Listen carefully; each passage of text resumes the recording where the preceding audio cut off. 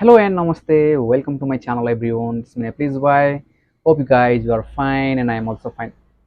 I am back with exciting new videos. आज हामी कुरा गर्दैछौँ WhatsAppको इनबिल्ड प्राइभेसी फिचर्सको बारेमा। अहिलेको समयमा WhatsApp भनेको इन्टरनेसनली तपाईहरूले आफ्नो पर्सनल कुरादेखि लिएर बिजनेस कुराहरूदेखि लिएर सबै कुराहरू WhatsAppमा सेयर गर्नुहुनेछ। तपाईँले सेयर गर्नुहुन्छ, मैले सेयर गर्छु भने थुप्रै साथीहरूले पनि आफ्नो मिडिया, मेसेज सम्पूर्ण कुराहरू WhatsAppको माध्यमबाट सेयर गरिन्छ। हामीले आफ्नो WhatsAppलाई प्रोटेक्ट गर्नुपर्ने हुन्छ। तपाईँहरूले आफ्नो WhatsAppलाई अपडेट गर्नुभयो भने यो फिचर्स देख्न सक्नुहुनेछ। तपाईहरूले प्राइभेसीको लागि आफ्नो WhatsAppलाई डाइरेक्टली लक गर्न सक्नुहुन्छ।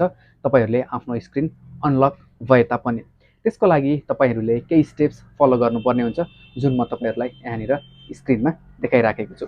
यो अप्सन दुईवटै भर्जनमा एभाइलेबल छ, iOS र एन्ड्रोइड। तपाईहरूले फर्स्ट अफ अल आफ्नो WhatsAppलाई लगइन गर्नुहोस्। सर्च बारको साइडमा 3 डट देख्न सक्नुहुनेछ, यसलाई टच गर्नुहोस्।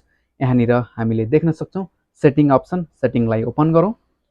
सेटिङ ओपन गरिसके पछाडि हामीले सेकेन्ड अप्सनमै देख्न सक्छौँ प्राइभेसी भनेर, यसमा टच गरौँ। स्क्रोल डाउन गर्दै केही तल जानुभयो भने तपाईहरूले यहाँनिर स्क्रिन लक भनेर अप्सन देख्नुहुनेछ।